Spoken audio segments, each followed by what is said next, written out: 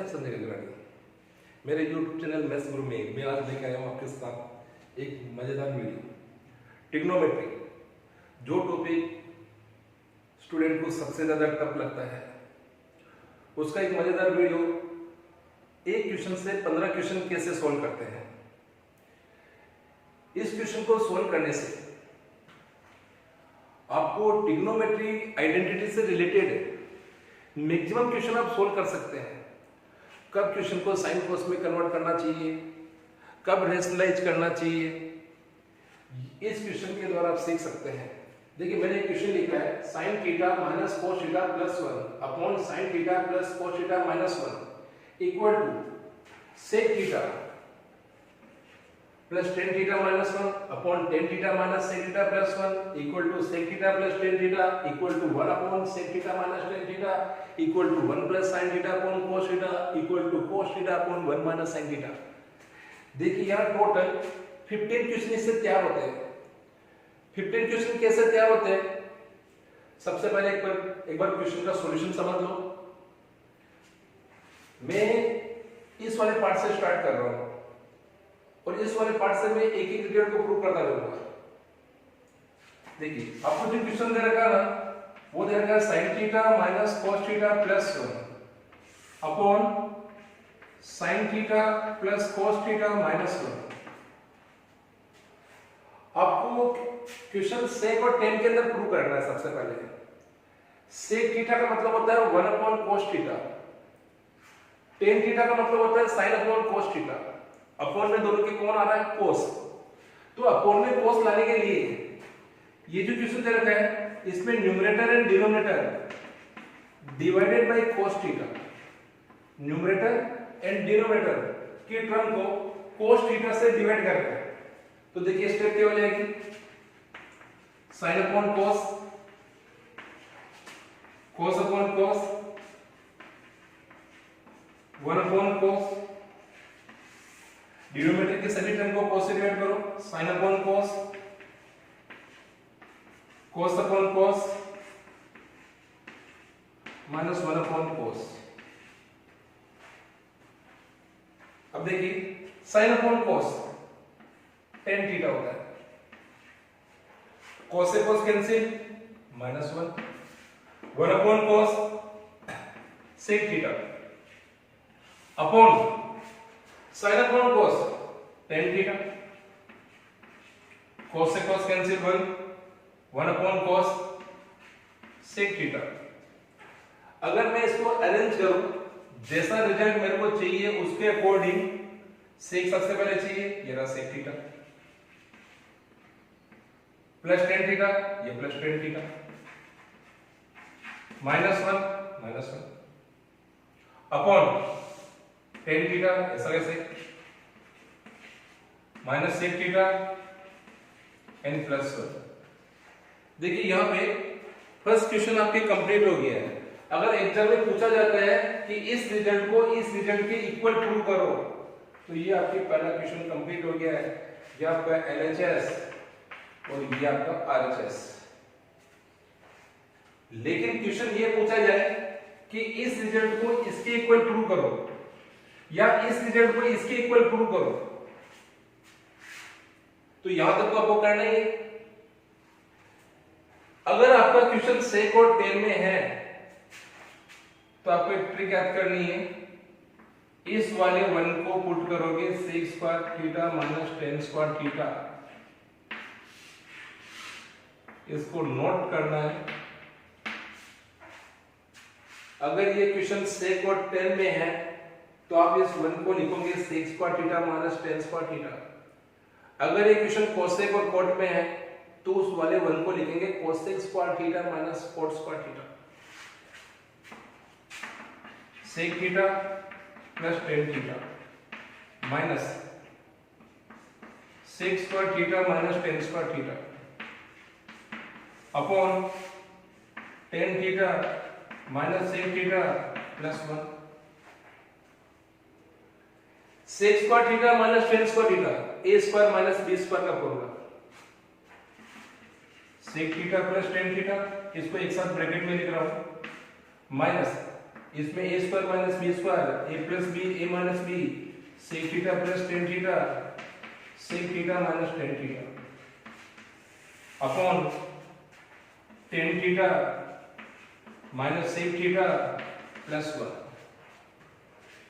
जैसे अपने a square minus b square का फॉर्मूला लगाया, देखिए कॉमन क्या आ रहा है न्यूमरेटर में, सेक प्लस टेन यहाँ भी आ रहा है और सेक प्लस टेन यहाँ भी आ रहा है, तो sec theta plus tan theta common आ गया। Sec theta plus tan theta common लिया तो यहां से बचा आपके 1 माइनस, और यहां से बचेगा सेक माइनस टेन, लेकिन बाहर माइनस का साइन है तो अंदर के साइन चेंज हो जाएंगे, ये सेक माइनस का हो जाएगा और ये टेन प्लस का हो जाएगा, तो minus sec theta plus tan theta upon tan theta minus sec theta plus 1।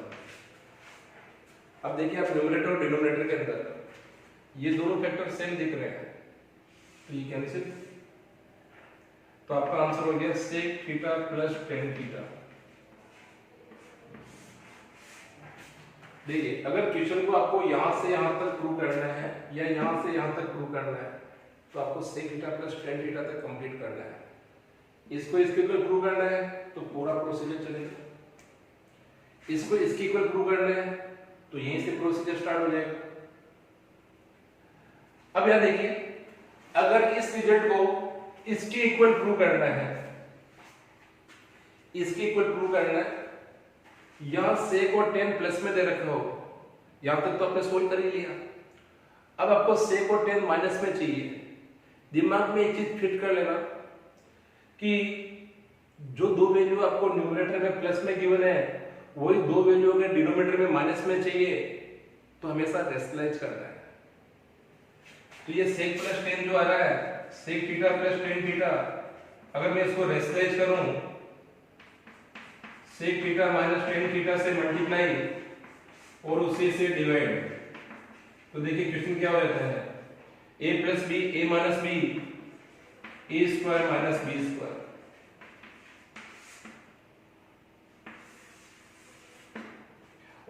और अपॉन में हो गया sec theta minus tan theta. ध्यान देना sec square minus tan square किसके बराबर होगा 1 के, तो 1 upon sec theta minus tan theta, ये वाला पार्ट प्रूव हो गया। तो फर्स्ट को अगर आपको फोर्थ के इक्वल प्रूव करना है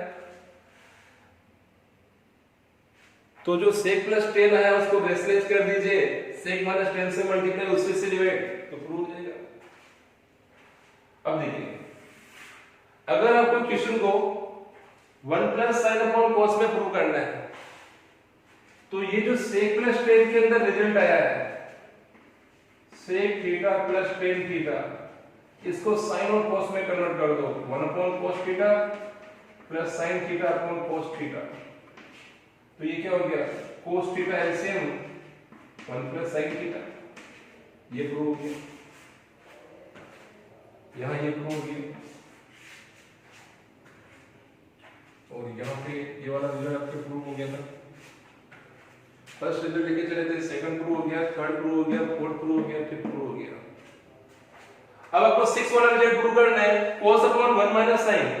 देखिए यहां 1 प्लस sin ऊपर प्लस में और नीचे किस में आ रहा है माइनस में आ रहा है, तो क्या करेंगे rationalise 1 plus sin theta upon cos, इसका मतलब 1 माइनस sin से मल्टीप्लाई 1 माइनस sin से डिवाइड, यहां अपन न्यूमरेटर को रेशनलाइज कर रहे हैं, रेशनलाइज न्यूमरेटर का भी होता है और डिनोमिनेटर का भी होता है, तो यहां न्यूमरेटर को रेशनलाइज कर रहे हैं तो ये हो गया a plus b a minus b a square minus b square cos theta 1 minus sin theta, और 1 माइनस sin स्क्वायर होता है cos स्क्वायर, तो cos theta 1 minus sin theta, एक cos कैंसिल हो गया तो आपका बन गया cos theta upon 1 minus sin theta,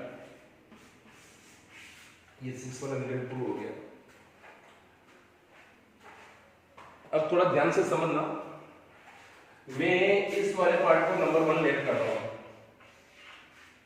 इस वाले पार्ट को नंबर 2 लेट कर रहा हूं, third part number 3, this is number 4, this is number 5, this is number 6। अब आपके टोटल 15 क्वेश्चन कैसे बनते हैं देखिए। अगर आप